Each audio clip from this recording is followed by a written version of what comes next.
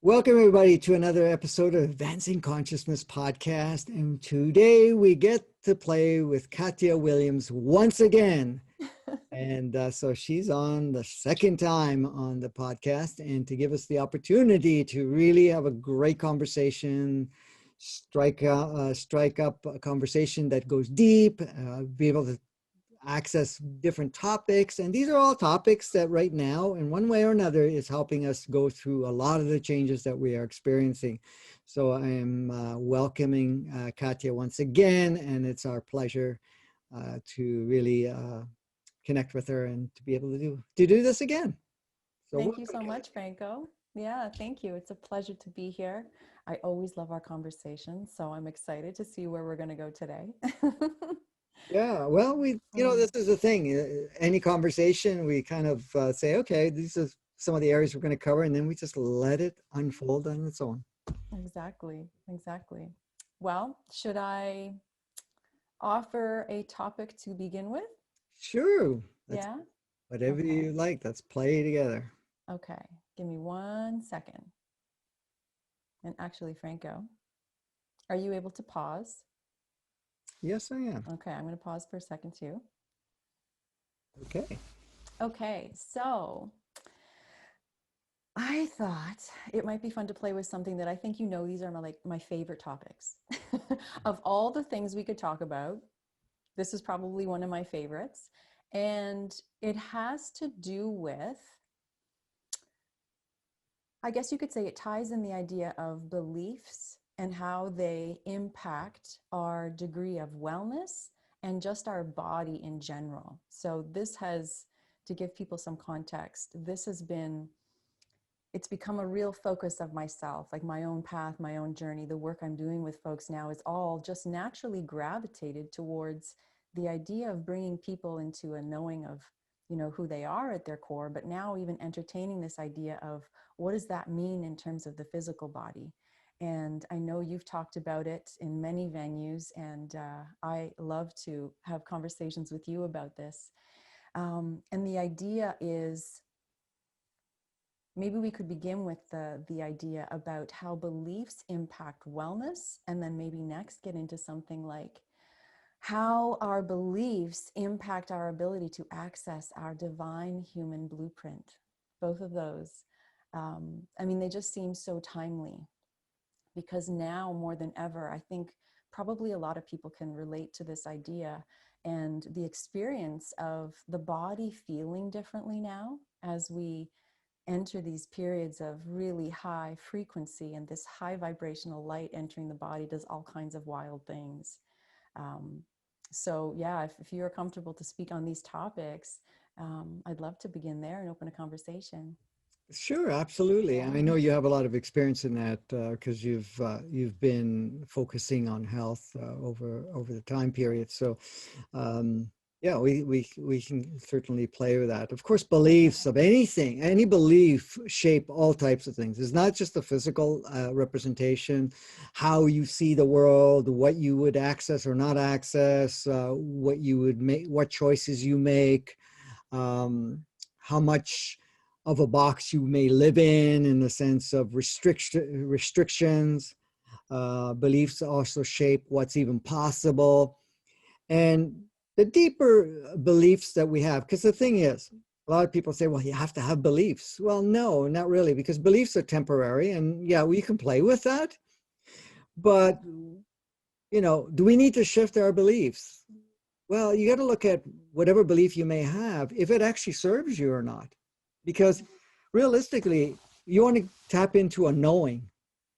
And the knowing supersedes belief, because knowing is rock solid in a sense of actually. Now, the thing is about knowing is that we will access in different levels the knowing based on what can best serve us at the time. Because we have to understand, we create realities and experiences and so forth that is best conducive for us on where we are in our journey. and how it can serve. So when we go back to the beliefs, if we believe that there's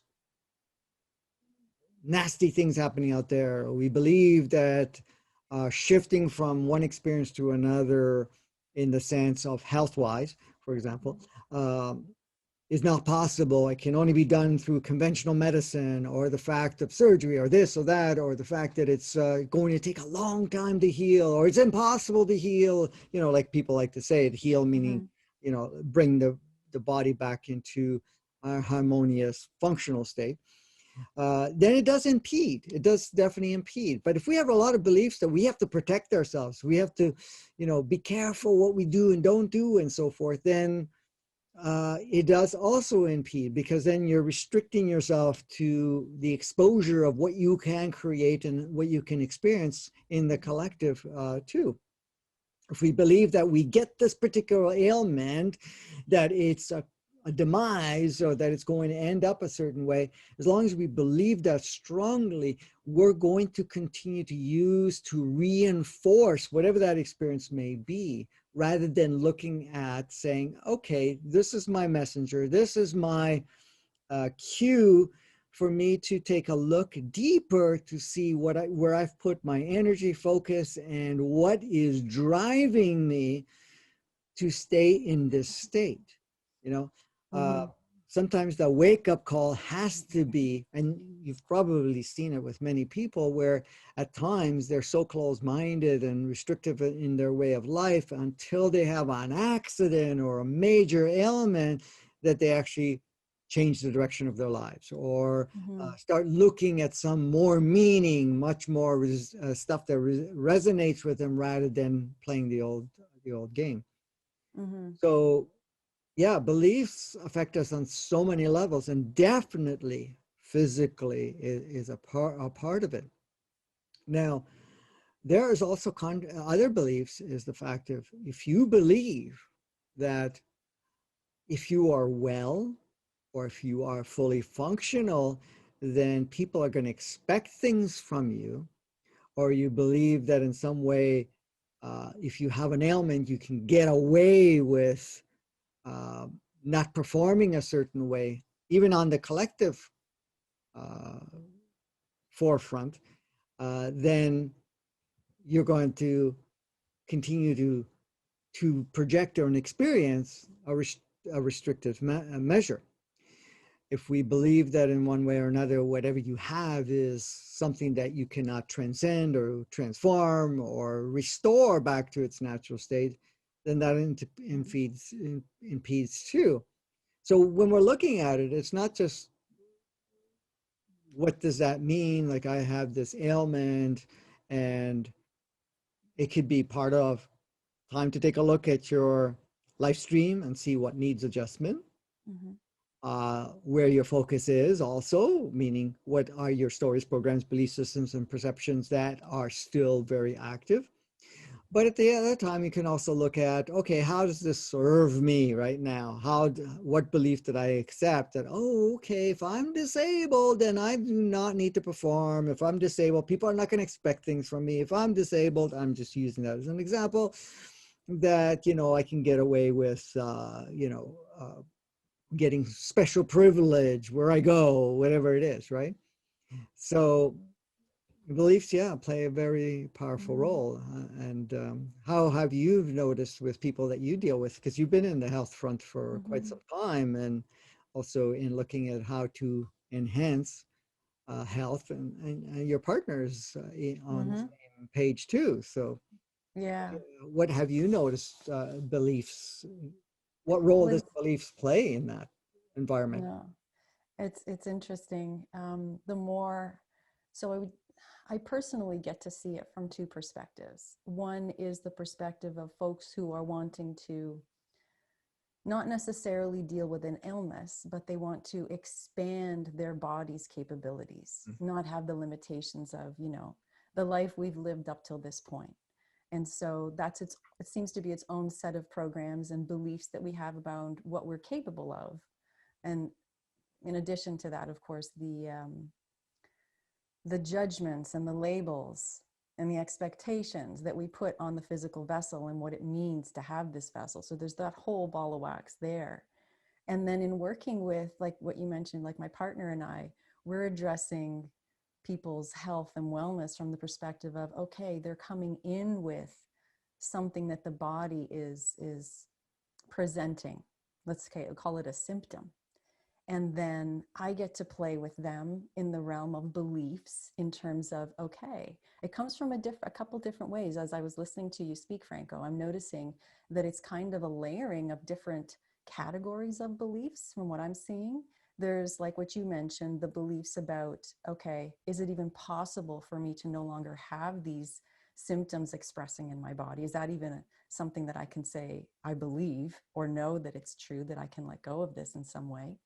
And then there also seems to be these beliefs, and I'm discovering this the more I would play a role in a sense of being like a conduit to speak for the body on their behalf, and finding out what the higher self and the body are saying or identifying is the most, or the programs or beliefs that are in highest priority for them to clear, that ties into this illness or stress response in the body, which it's been really interesting to play with that, because a lot of the times, well, not a lot, but definitely sometimes, you'll get a response where, for example, maybe dealing with a client who's got, under tremendous stress, feeling the symptoms of burnout or whatever the case may be. And then in speaking with their body and the higher self to say, okay, what do you want to bring forward as what's in highest priority, so that the symptoms that they're experiencing, whether it's a gut issue or it's something to do with pain in the body somewhere, so that that can be relieved. And then to find out and then share with the individual, well, apparently there's something around not good enough, or there's something around the idea of I can't do it, or food is harmful. And it just seems so unrelated. And yet, as we dig in and then start working with the body consciousness, working with the higher self consciousness, and getting that, basically that starts for the first time probably in the person's life, we have an opportunity to let the body and the higher self kind of drive the experience, or drive the session, so to speak. Mhm. And so they get to discover that there's this really strong link between what happens within the body and then what's happening inside the mind. And then not just the mind, but then how the higher self also plays into this. So I know you talk so much about the relationship between the soul, the higher self, and then the body and the human entity, and how they all do work together. And so it's been really fun to see that play out. And then to be able to share these insights with folks that thought, wow, I thought I was just coming in for some, coaching on how to be less stressed out and get my body, my energy back up. And so I find it, I share with Brian, I said, I feel like it's a bit of a Trojan horse, which feels really necessary these days, as we're stepping into really needing to know more of who we are at a multidimensional or more expanded level. And then realizing that we're not just these humans in these little meat suits running around. There's actually so many levels of consciousness that are trying to express through us. And the body is such a big part. So that part's been really cool. And it's been really wonderful to be able to, as I know you get the opportunity to do so often, but is to be able to kind of start to connect the dots for folks on, okay, for example, this incident with my sister that happened when I was 6, and she's been tormenting me ever since, is actually somehow having this effect on my intestinal lining being inflamed, which is giving me whatever the case may be, or the relationship with, or a memory or an experience like playing soccer or something as a kid and not being picked, and how that's impacting, this low libido or whatever the case may be. It seems so unrelated, and yet it makes so much sense. And so connecting those dots, it's like it's fascinating. And it's also, I think, so relevant to today, as people really need to step into more of a recognition of there's more to me than just what I see. So it's been an amazing journey. I love it. Yeah. Yeah, no, you said it so well. I mean, Oh, how it affects us on so many levels. And So going through the whole process of looking at what the body is saying and what else is playing out, it allows you to look at what needs to be unraveled so that it can experience it. Even the idea of aging and the idea that in some way, and there's a belief of it, and it's deep, um, that here I am. I'm going through whatever I'm going through, and I'm exposed to this. And if we have a belief that everything is trying to kill you or something like that, then you become much more sensitive to not only the environment but everything else that you're interacting, exposing yourself to. So there is really that whole alignment that it has to occur where we're saying, okay, I am the field. I am the one that can decide and play with whatever I choose at this point in time. And as much as I've given power to this journey of mine up to this point, I really don't have to, and I can shift it just because, yeah, time to create something different. And you've probably seen, and I know you've seen people go through major transformations, not only physically but emotionally too, because the two are tied in. The emotions are basically it's to do with the body itself. Okay, emotions change your chemistry in your body. It does, create all types of things. Stress is still emotions, really. Okay. But what causes stress? If you look at it, it's not what's really happening. It's the interpretation of it and the label we apply to it. So the belief that this is stressful, I'm overworked or whatever it is, or that going into that actually creates that stress within the body. And the stress is basically changing the chemistry, the communication within the body. And then what you're doing is you're expressing that on a physical form. And if you do it enough times, it's not that you're creating damage. In a way, you're creating a more permanent default, which is changing only for one factor. It's not because it's trying to kill you. The factor is to get louder and more apparent so that we see it and then we address it. But what are we addressing? Anytime I've worked with people with stress, okay, it always goes back to what they are interpreting of whatever they're experiencing or whatever they're involved in. And this is why it brings in the importance of seeing everything as play, everything as an opportunity of growth, and not to focus at, and putting timelines or putting resistance to any of that, which is a great experience. But the thing is, right now, that's not the body screaming it in one way or another, if you want to call it that, saying, no, we're not going to give power to that. We're not going to continue to support that. Your higher self or your human entity at this point in time, and even your soul is saying, okay, we've already have enough of that experience, but now we want to experience something else. If you're stressed, you restrict your potentiality, your creativity, your imagination, even the opportunity to see that there is other options, other opportunities to redirect anything at this point in time. And so sometimes stress, like people say, stress kills, which is just another concept or belief system, but stress actually brings you to a point of having a malfunction or what looks like a malfunction in your body. But the purpose of that is not because you're stressed. It's because the higher aspect of yourself, and including your body, is saying, hey, it's time to get your attention here. If I have to kick your butt or stop you in some way or make it so powerful that you're going to stop ignoring it. And when I say ignoring, not in ignoring, I don't care. It's like you're putting it aside, saying, okay, tomorrow. And you're not here to deal with anything. This thing, well, deal with it. There's nothing to deal with. It's about experiencing it, getting to a point where it says, okay, we're no longer requiring this. And then you start taking action or whatever it is, shifting it. And the first action you do is to get rid of the belief that supports it. the story around it. You know, uh, if something seems difficult, if you're having fun with it or enjoying it, that's fine. But if you're not, then you say, okay, how does this serve me? Okay. And it's not about dealing with anything or sucking it up, like the other words that they like to use, suck Mm-hmm. it up. And it's Mm-hmm. like, no, it's not about sucking it up. It's to be present in the experience, saturating yourself to a point where it says, okay, you know, I'm done with this. It really was great, whatever it is. You're not going to have any judgment around it because you want to drop all the polarity around it. And then you start shifting it.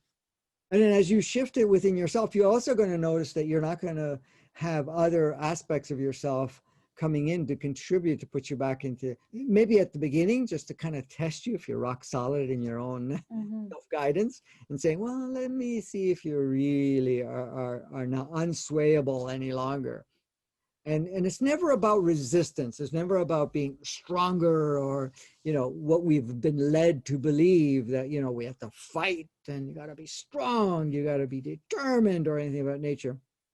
You can be committed, but at the same time, it's really about saying, no, I'm staying true to the direction I'm going, and no matter what is offered, I'm choosing this direction. I'm going to be flexible to see it, but I'm not going to be open to going back to the old way, only because it doesn't feel natural to you any longer. It doesn't feel supportive for you.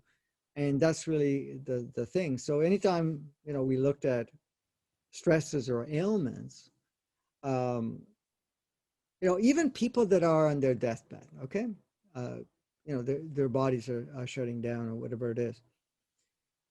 When you really look at it, okay, so in some cases they're saying, okay, this is what I'm going to use because it's time for me to exit. But you can exit with ease. You don't have to go through ailment or whatever it is.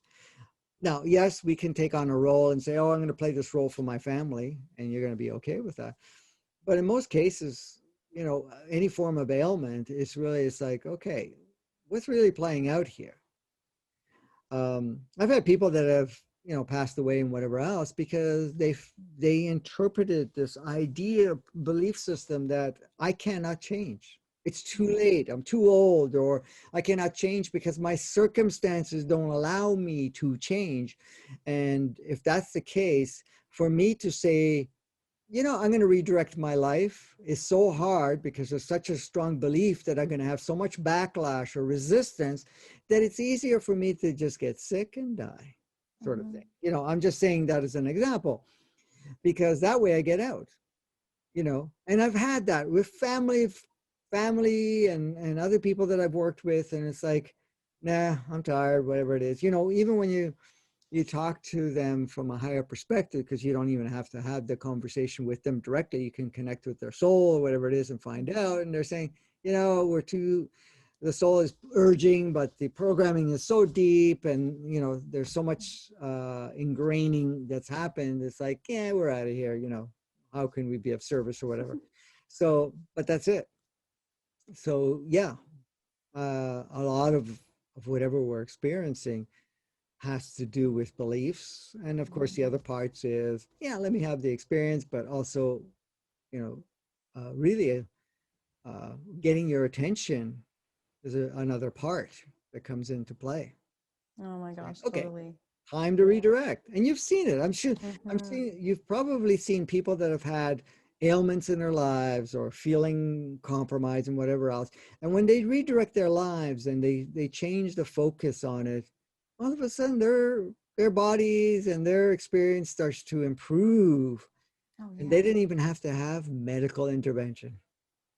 That part's amazing to me too. We were talking earlier about how, when you can shift a perception, when you can shift your point of awareness, your point of consciousness, or let go of belief, how immediately in your physical experience you can see something shift. Like the guy that hasn't spoken to you in months suddenly texts, or the money is returned, things like this.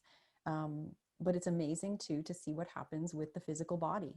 Um, my partner and I just had this experience recently where uh, we were working on a belief that was completely unrelated. I think it had something to do with business or something.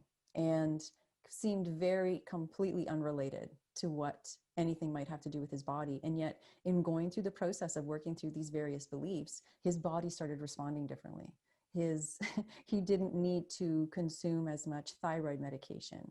The allergic reactions that would happen to food sensitivities, he was like, wow, all of these little subtle things are now going back into balance.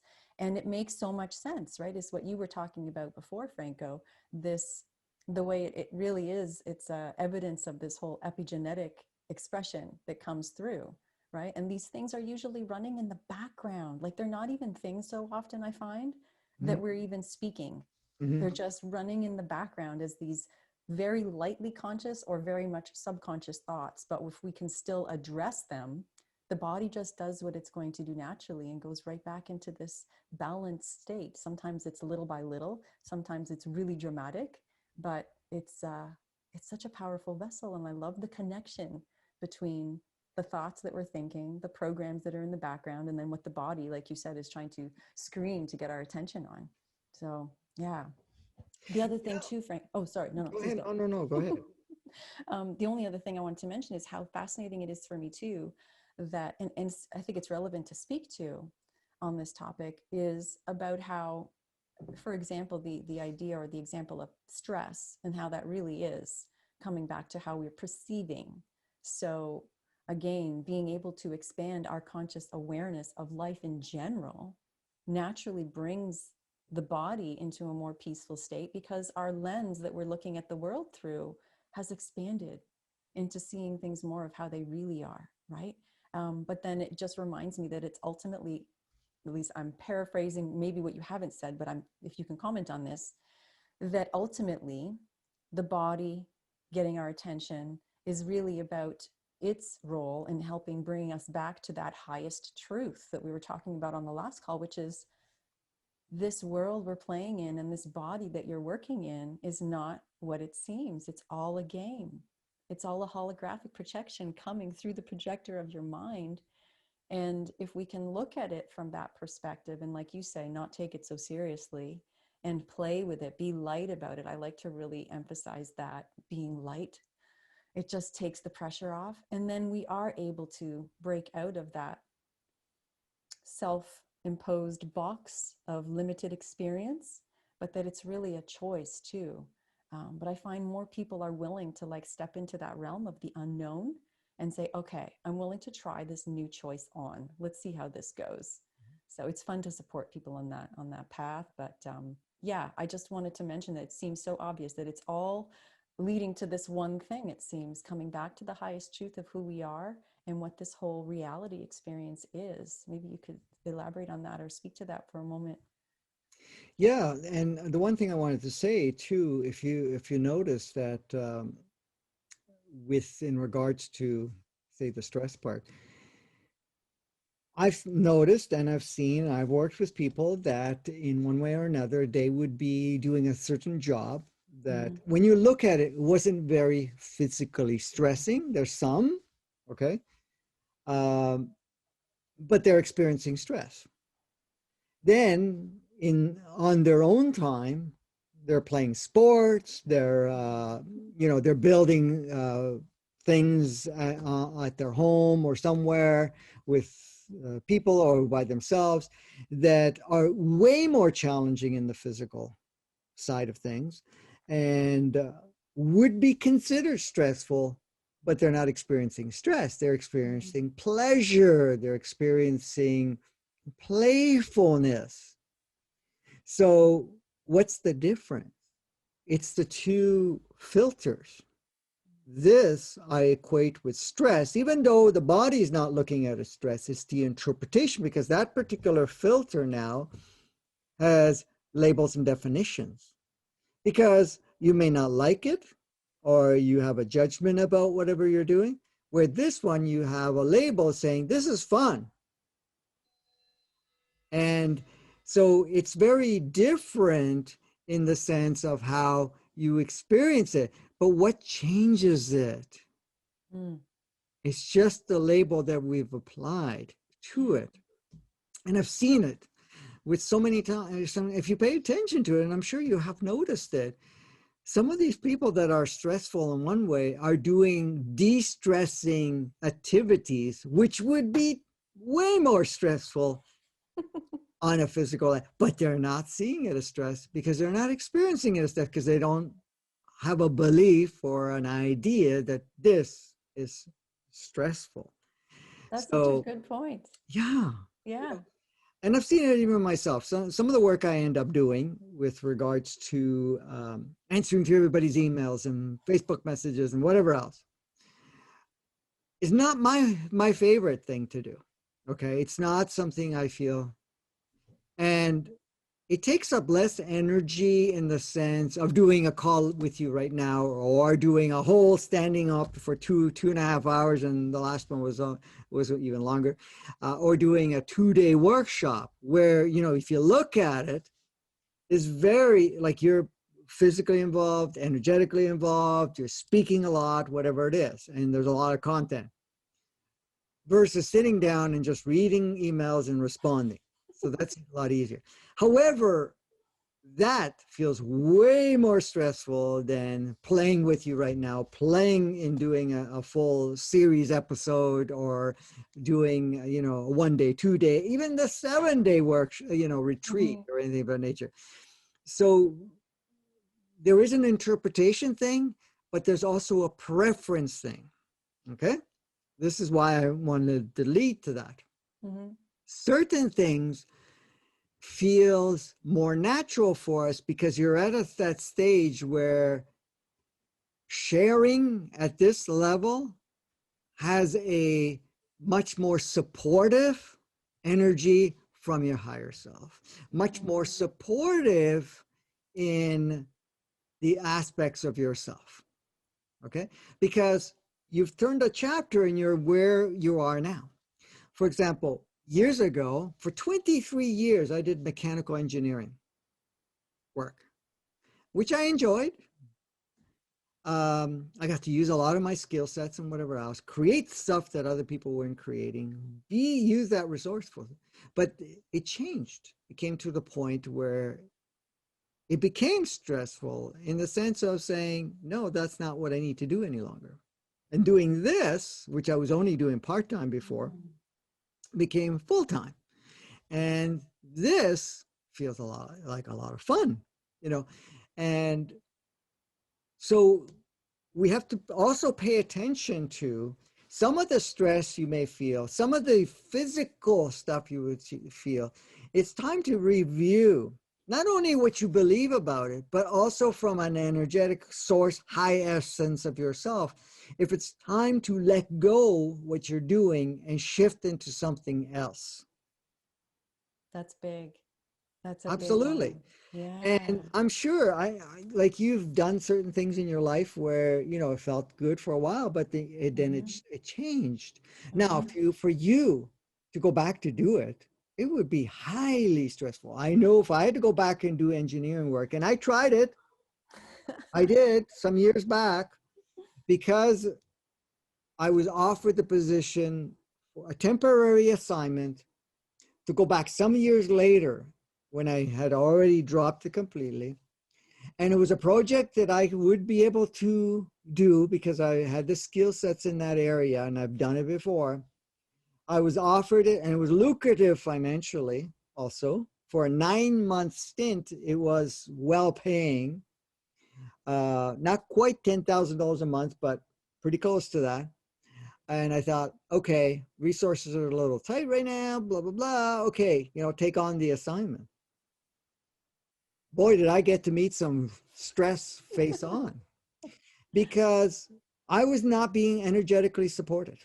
Not only from my higher self, but none of because it involved a different focus.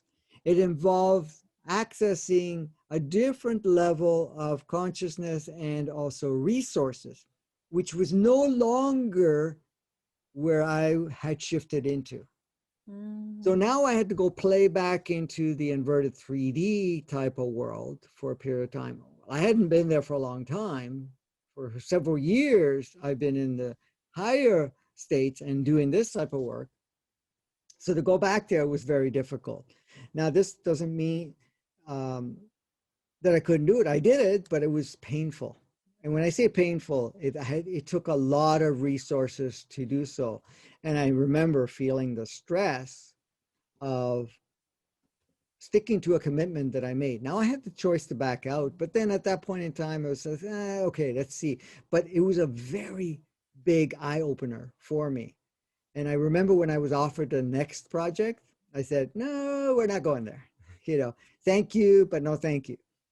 And that was because I knew for a fact that I was done with that chapter, regardless Mm-hmm. of what I had done before. So this is some of the things that people have to look at. We have to pay attention to, yeah, what our beliefs are, absolutely, what's our focus in. We need to also focus on the fact that, is it bringing a message for you in one way or another? But the other part of it is also to look at what you're doing and saying, am I still forcing myself to do something that does not support me any longer? It doesn't support me personally, and it's not supportive collectively, because now collectively and also personally, I have to step into another role. Mm-hmm. So That's for such a me, big one. yeah, Mm, I it, love that. Yeah. this is this is what we're doing right now, and this feels natural and it feels very empowering, even when I have my challenging health days. Mm-hmm. When I turn on and go into doing the work, most of everything that I'm feeling, I'm not saying 100%, but most of what I'm feeling shifts.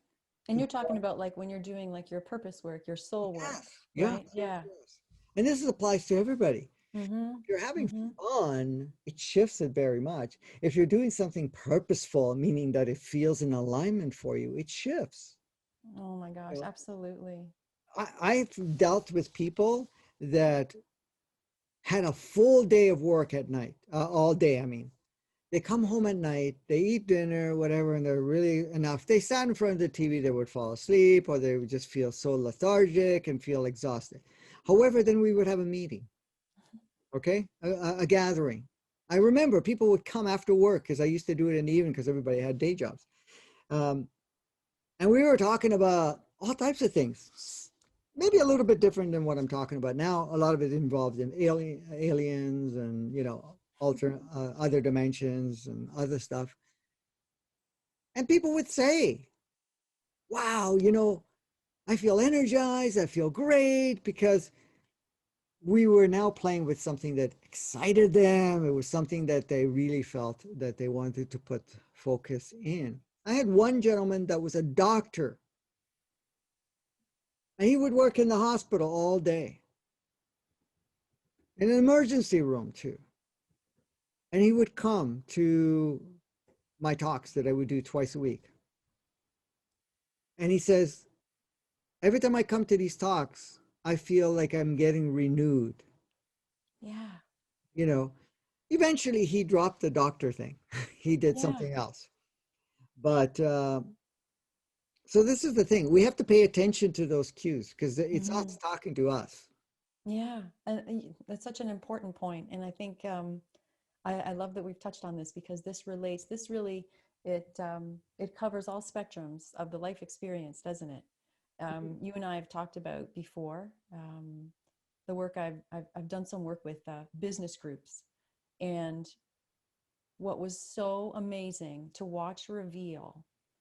So the initial, let's give you the example, the initial complaint or the reason, the uprising, the situation that was um, the reason I got involved to support was, let's just call it resistance to flow. Stuff to do with business activities not flowing properly, and it was impacting all kinds of investors and different people and all this different aspects of the company. And so you go into it from that's the presenting symptom, much like the body, as it might be, okay, I have sore knee or I have a heart issue. And then what was coming up in terms of tapping into the collective of the group, like the stakeholders, the founders, let's call it, and then individually as each of them, what was coming up, it was causing the resistance within the business was the beliefs and the resistance that was happening internally on them individually. And it all came down to what you were saying, basically, which we know makes sense, right? It was personal beliefs that either took place as far back as early childhood, or experiences that they had had and formed beliefs and programs around growing up, seemingly completely unrelated, and some of them made sense, like, yes, okay, growing up not maybe having a lot of financial resources as a kid, and then always striving and striving, and then bringing this striving forward into today, where I'm doing this activity for my job to try and appease this part of me that's a program from when I was a kid, not having money, to quell that, and it never can. And then the higher selves looking at everybody in their individual bubbles and saying, okay, who here is actually doing what you really want to do? And so that brought up the whole issue of maybe it's time to review what you're doing. And that seemed, it wasn't a surprise to anybody. This was the really cool part, is that when that idea was brought up and saying, guys, listen, what's coming up is, so and so, you're having these beliefs about XYZ, and this is actually causing resistance towards the business flow. And everybody had their own package, their own sort of description as to what was their recipe for the resistance to the business. But what each one of them had as well was fascinating, speaks directly to this passion and purpose piece, which was, okay, it is a job, it's a business, but we're at a time right now where us higher selves, speaking from the avatar perspective, we're not doing stuff for the money anymore. Exactly. So figure out a way to make this work and make this fun, and or don't do it anymore. And you got to start doing the things that we came here to do. And that was really, really impactful. And in a sense, it gives everybody a sense of permission to say, okay, yes, I'm doing this job. However, I really want to be doing this other thing that brings me so much joy. And so it was it's a really interesting experience to go through and navigate that with a group of people who all have a common purpose. And you can see the same, like even in family dynamics, right? It's a group working together for a common goal, but to see it reflected in business now was even more interesting to me, because it doesn't seem to matter what the situation is, who the people are, or what the package is that's being worked on. It all comes down to the same thing. The soul came to have the experience. And like you mentioned earlier, Franco, yes, sometimes it was to have the challenging experience, but only for a while. And especially today, there's, like you were saying, the body's screaming, the soul is screaming. There's no more room. It's like they're not giving the humans any more leeway. It's like, okay, tie this up or get on the right track, or I will create something that will help you derail this so you can be free. So it's kind of like we're getting the option to go kicking and screaming, or to go willingly towards something that we ultimately really want anyways, which is freedom from the beliefs that are standing in the way, and to be living a more fulfilling life, doing the things that we really love doing. Isn't it? It's amazing that it seems like, no, I don't want what I want. Don't give me what I want. No. It's wild. And it's so real. Like, it's so true. Yep. And the thing is, too, you said something very interesting, because beliefs, people take on beliefs that if I have more money, I have more stuff, I'll be happy. Okay. So a lot of people, besides the survival is one part, but after that, it becomes happiness, being, get over the survival part, then I want to create happiness.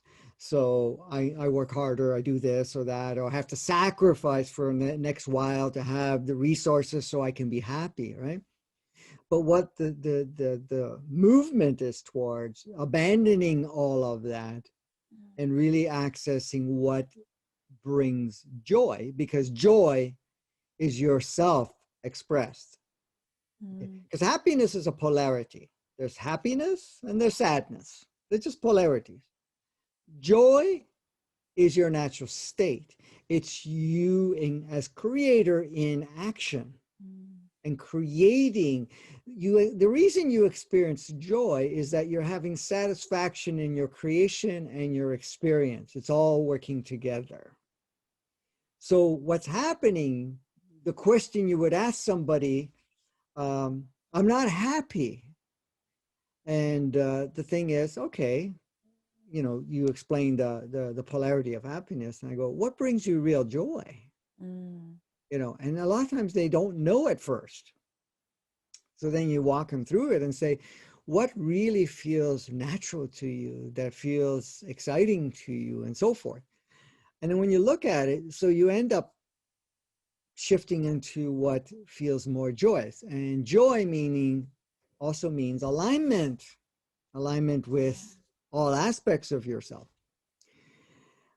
I've seen people say with health issues, as much as even diabetes, for example, that when they started to shift their way of doing things and went into joy, meaning that they were doing something joyful, it cleared up, it Mm. went away. Other forms of ailment cleared up, like fibromyalgia, disappearing from letting go. You know, it's not, I remember this lady some years ago, she had major fibromyalgia. The moment she left her job and started to do something she really enjoyed, she ended up making money again afterwards, but she got to the point when she shifted from that, and that's just one example amongst hundreds, but one example is that the fibromyalgia went away over a period of time, and it wasn't a very long period of time. And I remember she contacting me, and she goes, I don't have that extreme pain anymore, where I couldn't sleep or this. And it was just because, and it wasn't so much the job, it was she was out of alignment on what she was doing. It did not support her any longer. She needed to do something different. And she Excellent. started doing something else. She actually joined another company that was about alternative ways of doing things in life, like higher consciousness, and so forth. And and her health changed. Her viewpoint of life changed. She started to see that there was something else waiting for her that she wanted to go into, because it was her that wanted to really get into that. So Mm. uh, yeah, it transforms a lot. Anything that we have in our body, happening in our body, happening in our life, that is you want to look at the programs, but you want to also look at what what's the message behind this that needs my attention here, because now it's time. And right now we're changing very quickly, Mm-hmm. and more people are shifting from whatever they used to do before to align to something that feels more not only joyous, conducive, feels more in alignment with themselves, because they're becoming different people. And the energies are doing so, changing us. And we're allowing it to change us because we're doing it together. Mm-hmm. Um, and so we have to bring other things in alignment in our life. So some of the things that you were okay to do before may not be okay for you now, because there's a different you that's come up. That's such a good point. And the energy is true. I mean, I think even like 3 or 5 years ago, if you were to say, you really need to do what you're passionate about, it was a much different ball game. I know for myself, there would have been much more resistance at that time to maybe looking at things and changing on a dime, for example. But the energies now, I know you talk about this a lot, they're so supportive. It's like all you have to do now is take one step in the direction of what you came here to do and experience. And it's like the wind just comes right under your wings. Mhm. Um, I've seen this with clients, seen this in my own life, seen it with friends and family. It's just all we need to do is take that first step, and then the evidence shows up tenfold, especially in the beginning. So if there's anyone watching that's, wondering if this could happen for them, could it really, try it. It's like Mhm. that first step you take. I believe that the higher selves really want to make sure you get the message first. So that first time you'll get like a really big win. Just to make it clear, you know, this is like you said, I feel this so strongly too, that there's no more time to wait. And we've never had so much available to us in the way of support energetically. And also, do you feel like the higher selves are more, the higher selves, and even like the body consciousness too, are more involved and more active now in really making sure that you feel supported, and you also don't stick to things, whether it's lifestyle, diet, life in general, that you just are willing to cut the cord? Yeah, it's been shifting for quite a few years now, but it has taken more of the driving Driver's position seat. Hmm. than ever before.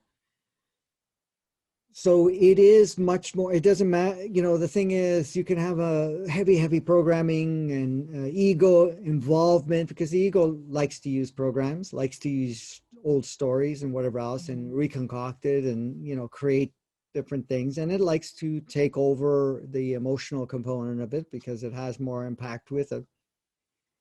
But the higher self has been much more diligent in pushing things forward, much more vocal energetically, but also through signs and meaning physical, emotional, you know, a lot of other cues involving other people as reminders and so forth, because it really wants to participate more and more in creating a shift, not only on a personal experience, but on a collective experience at this point. Mm-hmm. Uh, I had done some workshops some years back talking about, you know, you have the ego, you have the conscious mind, you have the subconscious mind, you have the unconscious mind, but you have the super conscious mind. And the super conscious mind, it does involve the innate consciousness of the body, the innate consciousness of the human entity, and really the main soul consciousness coming into play. And the superconscious has taken on a higher position and a higher ratio of what comes into your life. So even, and I was talking about that when the laws of attraction was coming up, the Mm. secret, and all of that stuff. And I remember when it came up, I did quite a few different workshops in unraveling that to get a deeper understanding, because some people were getting really good results, and the majority of the people were not getting results, or suddenly the results weren't timely. It just took a long time before it came about, and the results were mixed and matched. Sometimes it worked, sometimes it didn't. And you know, the question came up, and it wasn't to do with manifesting more or anything of that nature. It didn't had nothing to do with what you were feeling or, you know, consciously paying attention. Because if you want, like the example I used to say, is that if you wanted the red Lamborghini or a sports car of some sort, and a beautiful big house and a partner or whatever it is, because I mean, a lot of people was money, stuff, relationships. They were the big thing, Mm-hmm. right? Mm-hmm. Because the belief was, if you have that, you'll be happy, right? Exactly. Yeah. So the question kept coming up, and this is why I did the workshops on it, was that well, you know, look at these people. They're getting all this stuff and all this fame and all this, you know, the ideal partner and whatever else, and I'm not, you know. Well, you have to look at your life and say, okay, you have to understand, you can imagine all you want, but if it's not in absolute alignment with your higher self, so you could say, okay, I could envision, I can have my board, I can do this, I can do that, I can sit there and feel myself having all that experience. That's great, fantastic. You're setting the The screen stage. or whatever it is. Yeah. However, why are you not projecting on the screen is the question. So your Mm-hmm. higher self, your super conscious, is saying, okay, we're now committed to making progress. We got to look at it. Is that red sports car going to be complementary in the sense it will bring you more in alignment with what you came here to do, or specifically at this time where it really you have to step up the game? Or is it going to be a distraction? Now, sometimes it says, oh, it's going to be a distraction, but can I utilize the distraction? Meaning, can I let you have it and push your buttons at the same time. Let you have it and see that all of your illusions of happiness is not going to give you the results that is meaningful to you now. May have been before, no problem, but right now. I've had some wealthy people have sessions with me. And I remember one guy some years ago, he says, listen, I got the big mansion, I got 12 cars. I have the ideal wife, I have the ideal kids, I have boats, I have everything. I have more money than I can spend, but I am miserable as hell. He says, I followed the protocol to get all this stuff. Guess what happened to his higher self? His higher self said, okay, get everything you want because you're going to be the guy that's going to go out there and tell people that that's not where the thing is. So he got all that stuff. But when he got all that stuff, he was happy. And the one thing he said, this is before we even had the conversation. I mean, we started the conversation, but before I even led him into looking at it more deeply, he says, I've noticed that no matter what I get, only keeps me happy or in pleasure for a short while. Then it becomes a burden. You know, 1 car, 2 car, 3 car, 4 car, 5 car, 12 cars. Now I can't even decide which one I'm going to drive today. You know, I have to keep making money to support all of this stuff.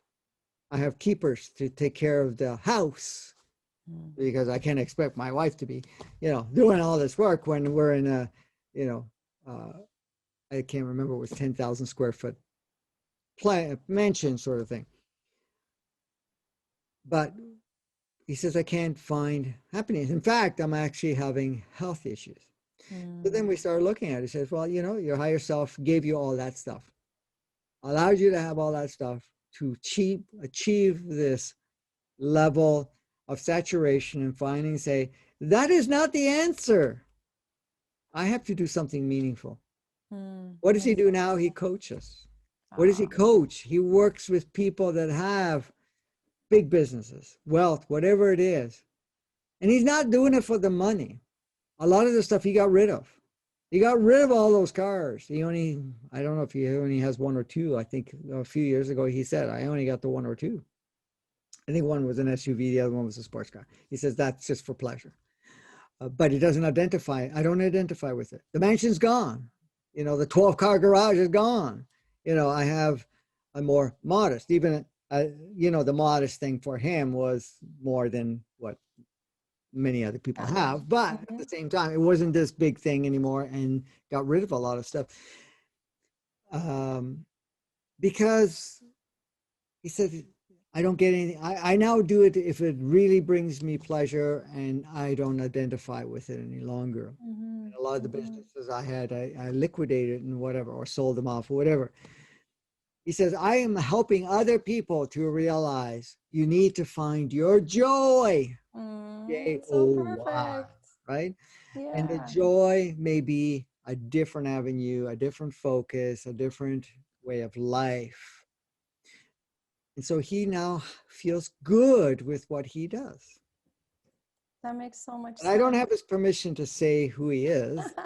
So I never asked him that. So I'm not going to say who it is. But at the same time, he's out there. He's doing all types of different things. Maybe not on the main screen because he focuses with, executives and professionals and stuff like that. Because he has that experience. He has owned the big companies. He has been the professional. He has had the wealth. Still has some of that wealth anyways, because a lot of the stuff he does, he's returning it.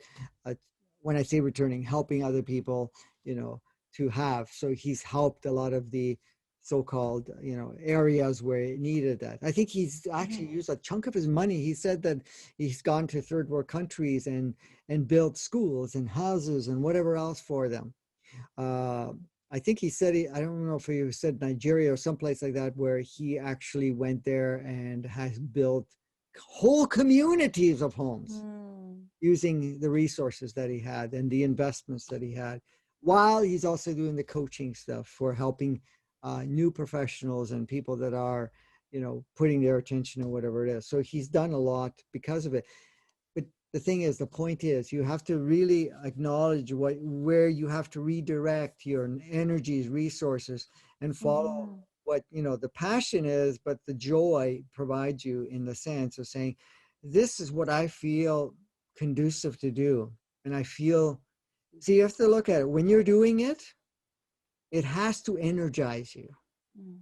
It has to feel really nurturing and good. The same thing we're doing right now. This, don't lie. You don't have to over exaggerate this, or even if it's not feeling totally true to yourself. When we're having this conversation, does it energize you? Does it feel Oh, pleasurable? Does yeah. it feel joyful? I haven't eaten all day and I don't need to because I'm just being so fed by the field that we bathe in while we're having these kinds of conversations. Yeah. And this is the same for many people.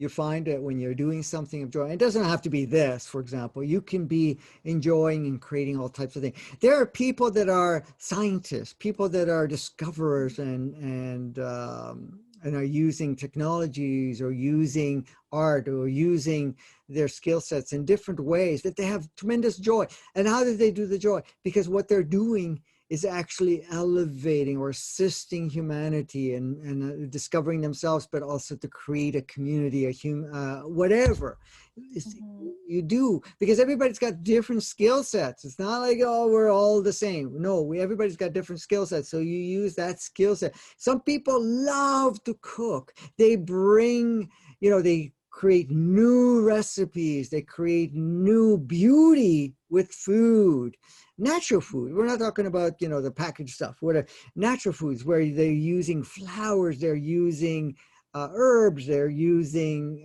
vegetables, they're using fruit, they're using a blend of different things. I know this one beautiful person that every piece of, every time she makes food, it's art. It's art. Mm. Um, and I know Kimberly does a bit of that herself, but she also has another person, which I won't mention the name. Uh, Angela is her first name. But like, they create such beauty in vegan, natural ingredients. Mm-hmm. And they don't stop at just what people say, this is the ingredients we use. They bring in things that a lot of people are not thinking as mainstream, like yourself. I'm sure you do a lot Mm-hmm. of different things using a different blend of things. It's Yeah. like you're bringing in the essence and the energy of all of that that they're passionate about. They enjoy it. They enjoy creating it and sharing it, even, sharing what they've discovered, and sharing not only the recipes, but they put love in it. You can sense the love in it because Oh, they're yeah. doing that. Oh, There's yeah. people that have created communities where they're creating beautiful meals, that it's not about just satisfying hunger, it's about satisfying every part of the sensorial, including the intimacy of the food and so Mm. forth. And it's just amazing. And I'm just giving you one example out of many, Yeah. out Well, of that makes so much sense. I mean, it seems, this is my own theory, but it seems to be, it feels true. And that is any time, because I've seen this happen with food specifically, is when you're doing it in an environment, we have this experience, my partner and I, when we go and visit a friend who has us over for like the weekend, and it'll be like 8 or 10 of us. And first of all, you're loving the people that you're with. You're away from your routine and you get to do the things and play with the things that we really like. So some people like to, they like to go swimming. Other people like to go in the forest, or we all do. Some people really like to cook. And so what I've discovered is anytime we go there into an environment like that, me being someone that likes to prepare food, you, you can't make any mistakes because it's like this life force comes in, that's your passion, your soul really pressing through you, and it's like, oh, you only have 2 ingredients, let me make this magical for you. And then you enjoy it, everyone enjoys it, and this becomes this like contagious momentum building experience of joy. And like you're saying, like food is so intimate when we just eat, right? And so it becomes this beautiful expression and all of these magic seeming unfoldings of just the simplest things that become so satisfying and so um, sensual, really, is so powerful. I love that you brought that into it. Yeah, no, Yeah. absolutely. And the thing is too, some of the shifting, because some people have been used to preparing food a certain way and whatever else. Mm. And I can give you an example, like even with Kimberly, my partner. Um, you know, she was not vegan. Um, she's a country girl, so she had the country aspect of it. So now she's coming into my live stream. We're coming into each other's live stream. It was a shock for her too, the shifting from one to the other, but it was exactly what both of our souls, had constructed on the back end to make it come. And so now she started to use her thing and saying, okay, well, I'm going to have to create food that's vegan, right? Mm-hmm. And there's some things that she really enjoyed eating, but now she was trying to find vegan alternatives to it. And I'm not saying to say make meat, for example, whatever it is. I mean, she did eat a little bit of that and fish and whatever else, but at the time. But then when she started playing with, came into our live stream and we lived together and whatever else, she started to create. And there were Mm-hmm. some meals that she replicated using total natural vegan ingredients. That when people tasted it and enjoyed the experience of it, found it tremendously much more superior Mm. than the conventional stuff. I remember she made some cakes and pastries and stuff, and her family came over, and including my family and whatever else, and they're used to the conventional stuff. Okay, conventional cake, conventional whatever, using gluten-free, no eggs, no dairy, not even using refined sugars, using type of. They're eating and they go, "Wow, this is fantastic." Way superseding and no aftertaste and no uncomfortableness in their body. They couldn't believe it. It was 100% vegan with the most Mm. natural ingredients, which trumped over many times with the conventional stuff that even famous places that made cakes and whatever else, to the point that anytime it was reoffered, to say even going to a bakery that specialized in certain things, it it was never the same because it carried a lot of different energies to it and the body was not used to it. Well, that's just one thing, but then our whole diet now has been vegan for quite some time. My diet's been vegan for 35 36 years, since 1985, Mm. but or vegetarian, then vegan 32 years or 31 years. But anyways, but just bringing that in, and it's changed all of it. Now to even consider the other way, nobody even asks for it. They're actually looking forward to the treats that would come from. I'm not even talking just dessert type things. We're talking about main meals, right? Nobody Mm-hmm. misses it. It's just it's so much more using mushrooms, using all types of different things, which you know is, and it feels lighter, energetically feels much Yeah. more supportive, and there's a pleasure in all of that. And Mm-hmm. I've said it to her a lot of times. I mean, if you guys, Rich, herself and her friend, both are beautiful experimenters, and I said, well, if you had to actually ever start a restaurant, it would be like a lineup around the block. You would be Yeah. booking ahead of time because it's a powerful, energetic, and a sensorial experience Mm-hmm. without using any of the stuff that would normally have a lower vibration. That so once you get into joy and feeling that natural state, it's amazing what you can do on so many levels with Mm. art, with technology, with food, with having. And the thing that you said right near the beginning, you and your partner, is also creating environments where your body Mm. goes to the next level of capacity Yeah. and feeling stronger, feeling healthier. Not even talking about people that are not well and going into well. We're Mm-hmm. going from well to bringing your body to a even a more pristine state and able to Mm-hmm. do things that normally wouldn't. So you're not pushing yourself, you're just seeing how far the body can actually reach more of its capacities of service, Mm-hmm. Oh, right? And yeah. Well, Franco, you just tapped on something that um, I'm really passionate about and excited about, as you know, um, which is being able to expand our ability to really experience what the body's capable of.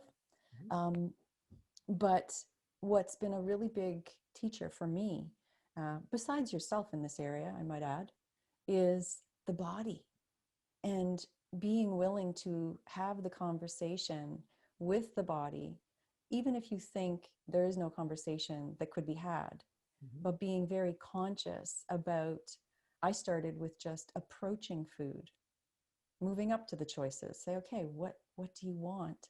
And then what's been really interesting is over the years, and especially this year, I've just been blown away. I've had, many years of being vegetarian, vegan, sometimes raw, living food vegan. Then when my partner and I got together, I was reintroducing some things like animal products, which was fun to play with for a while. But this year in particular, as I continued to, it's almost, and I think maybe people have had this experience too, where before it was a conscious effort to tune into the body and find out what it wanted. But now it feels like we're moving into this place, and I'm seeing evidence of this all around me, of where the body's really kind of making the choice for you. It's becoming more obvious about the things that it wants and what it doesn't. And what's amazing is, without really paying attention to it, what I noticed was everything was moving in the direction of this lightening and what you might call like an ascension diet, which I really was not paying attention Mhm. to. But then as I learned more specifically about what the details of that was, I'm like, oh my gosh, it's just like it's like a playbook right there. And in following the signals my body was giving me, the more light I ate, the more things like I was craving citrus, specifically oranges, Mhm. and craving wild mushrooms, and craving all of these things. And then having these thoughts pop into my head as I would come to this like sensorial experience of like, oh my God, I feel like all I need to eat is this forever. Like that satisfying. And then realizing that my body has just been guiding me on this path to being able to absorb more light. And then as I followed its guidance, what was really exciting, and what this is the part of the work that's coming online now that I'm so excited for all of us, is what I started noticing within my body, and then outside the body, you'll say like really more within consciousness and the energy body, is all of these things that started coming online. I joke about and say my superpowers are coming, more of them are coming online. And it really feels like that. There was a time before, I think I probably first heard about it from you years ago, about the idea of our bodies getting to a place of not aging anymore, and all of these potentials. And back then, I was like, oh, yeah, that's going to be amazing. I don't want to age. I want to stay young forever. But it was coming more from an ego place of, like more from vanity, right? Not really wanting to have to deal with this or the mortality aspect. But as we move closer into this time of being able to realize it, because now that kind of template's available to us, and I'm sure other people and probably yourself are experiencing this too, is that it's become so much more about just stepping into my fullness and feeling aspects of my being that were never really alive in this way. And it just feels like, oh, the aging bit, yeah, whatever. That's just going to be a really great side effect to Mhm. this feeling magnifying. So, oh, I'm so excited and loving the process already that's unfolding. And it feels like it's happening quickly. Like I've been witnessing things changing in so many areas. That's a whole other, I think, podcast for us. But it's been amazing how quickly these things are starting to come online. And what's exciting is the moment I mention these things about what we're capable of, and that we're going to be, at least for myself, we're going to go on this journey, a bunch of us together. Anybody I mention that to, there's an excitement, even if they don't know what I'm talking about. Mm. DNA, activating divine human blueprint, what? Yeah, like reversing aging. And they're like, sign me up. Because who doesn't? There's a part of us, I think, that's always wanted to believe that that was true, and never really wanted to buy into this whole inverted version of the world. So it's so exciting that that is coming online. And so many of us are now starting to tap into pieces of this and really get to experience it. So I think I talked a lot about this right now, but I'm sorry, I'm very excited about it and just Oh, feels no, so no, good. absolutely. I mean, the thing is, you made some really, really excellent points regarding the ego version and the part that, around aging, around the Mm-hmm. part that feels natural for you.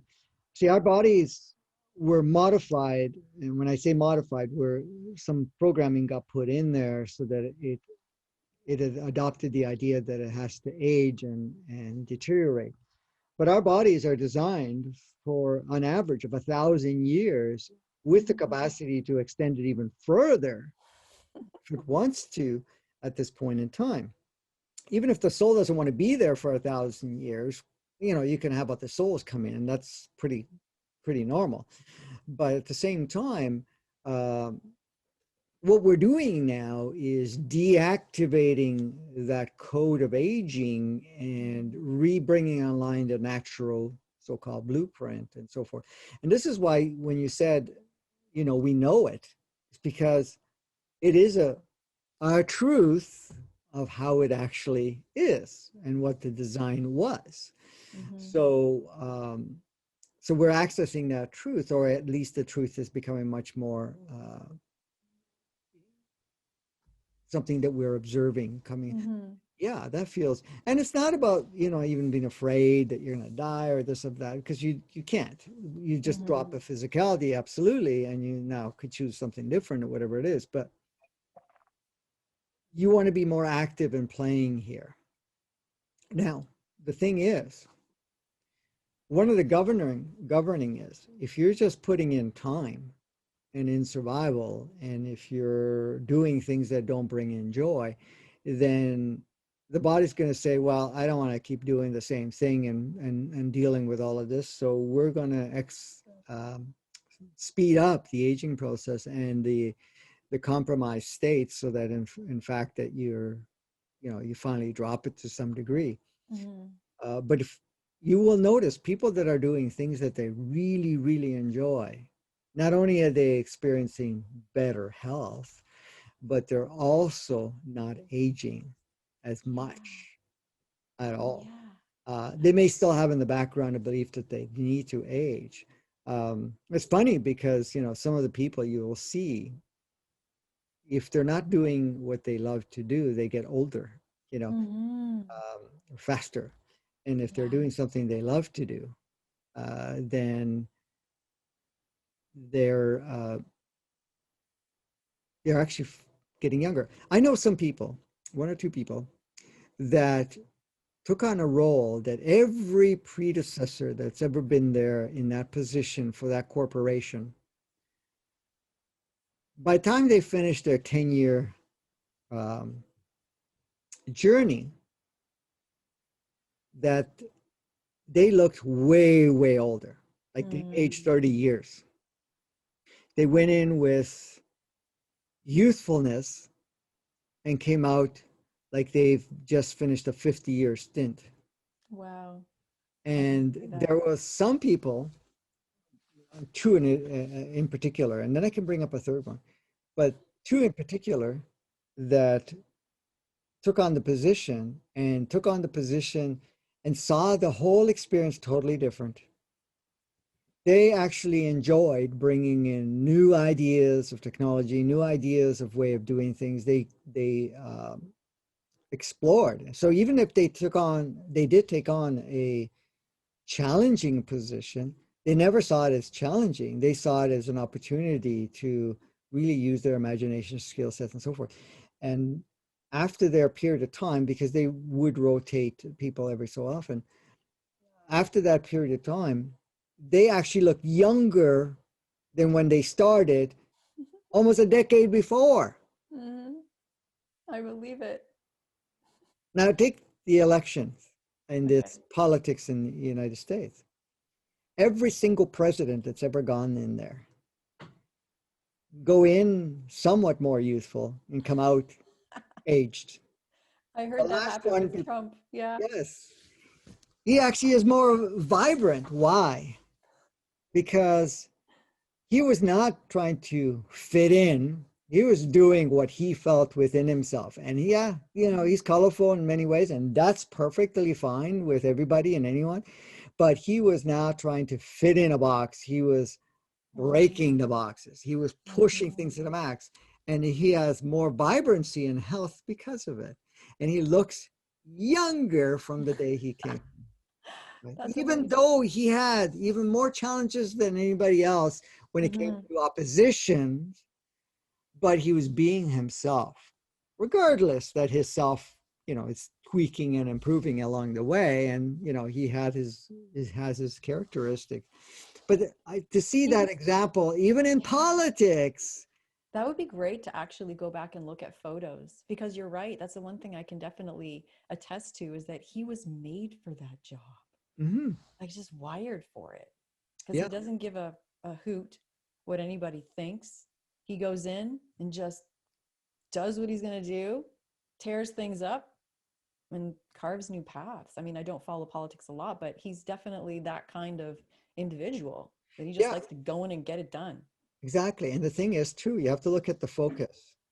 He's not about himself. Believe it or not, a lot of people think he's Mm. selfish or whatever. It's not about himself. Yeah, he has a boast. He boasts a little bit. Yes, Yeah. absolutely. For sure. No Yeah. problem. He boasts. Yes.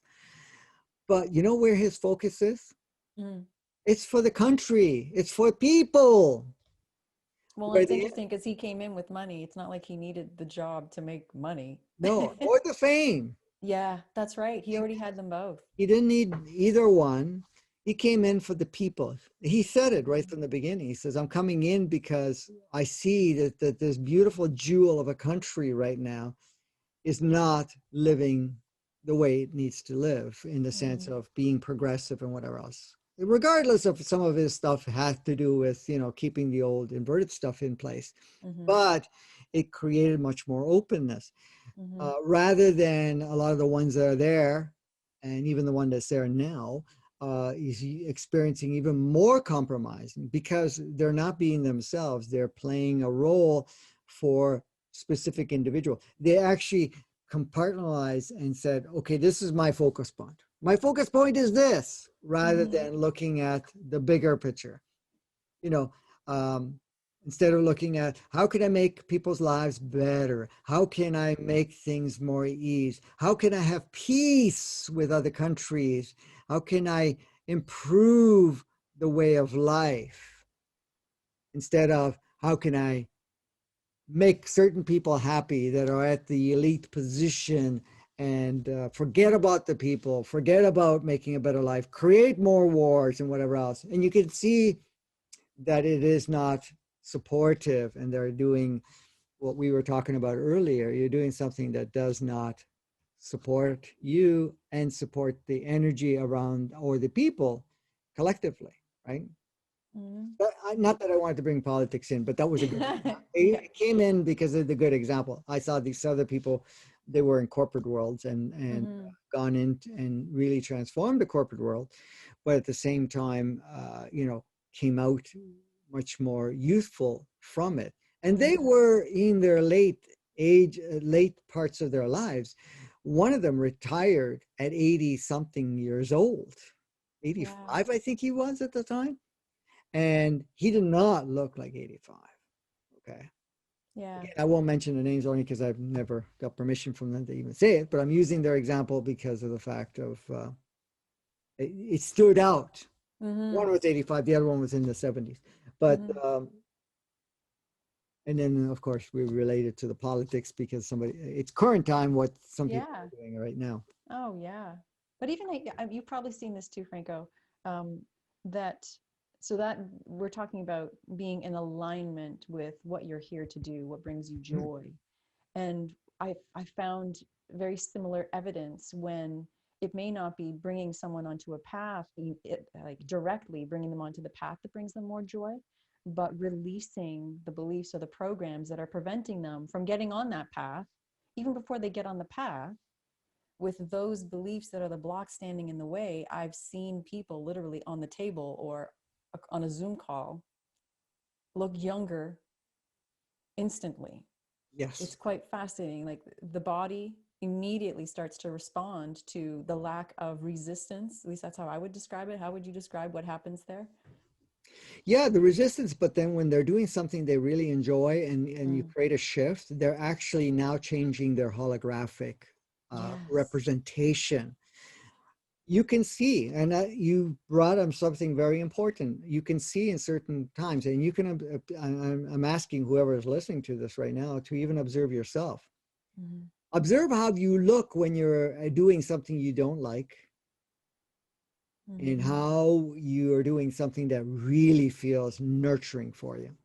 You will see the transformation on the same day. We're not even talking a long period of time. I'm talking about you Yeah. go to work, you do something. I'm just using that as an example, and you're doing something that you really interpret that you don't like, or it doesn't support you or anything else, and see how it feels, not only health wise, but also the radiance coming from you and also your appearance.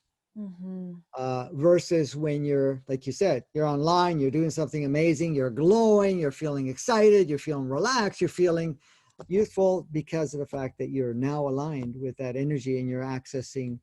So your holographic expression uh, adjusts accordingly. Yeah. Wow. So beautiful. Franco, I think we could go on forever. Yes, I know. We're going to wrap this up. Yeah, this has We're been great. definitely going to connect again Mm. and play some more. I'm sure we have way more subjects I still have to some cover. topics for this I wish we could talk about, but for another time. This Yes, has been great. absolutely. And I hope So, people got some value. I think we touched on some really great topics that are so relatable, I think, and on an individual level too, even though we were talking sometimes about a little bit about politics or a little bit about business. Um, I hope people can take a look and, like you said, see how this could apply to your own life and even in the examples that were used. And once again, it seems that that bit about the overarching truth being the underlying factor that we're all stepping back into that one piece at a time in our own way. And mhm. that's just an exciting path to be on. So thank you, Franco, for all you do Well, thank you and for shining everything the that you've light. shared and everything that you do, and Mm, the health thank thing you. you're quite familiar with because of the fact that you've been in that realm for quite some time. Mm. And I remember when I first met you the first time, you were talking about sprouting and Oh what you were God, yeah. doing, Yeah. and all of that stuff, and how it was supportive energetically, and how it's supporting you physically, how it Mm-hmm. actually changed how you felt about life and things like that, Yeah. and also your connection to nature because of it. There were so many different things, so it was really a good topic to play with because you have experience there. I have my own Mm-hmm. observation too, and I've been following some of that stuff, but you're more focused. That mine's what I share is Yeah. broad on so many levels. uh, Mm-hmm. yeah, great. Thank you. It's been Thank you fantastic. for everything that you've shared. Thank you for Mm. being the awesome you. And we'll connect again, and we'll probably make a more regular show along the way, just talking about other topics because Mm-hmm. you have both sides have different.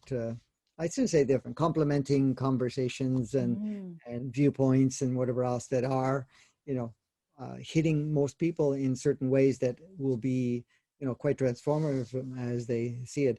And in this format too, people can listen to it while they're doing other things in their lives, and it actually, and this is one of the things, there's a lot of people that are feeling alone or feeling that in one way or another, how can I say,